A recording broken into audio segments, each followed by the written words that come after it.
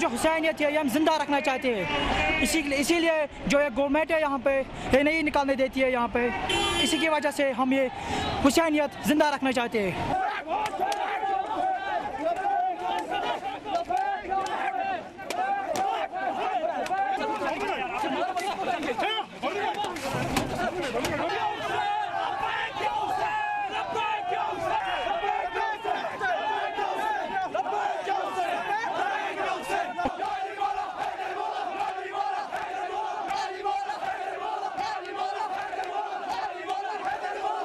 हुसैनियत जिंदाबाद।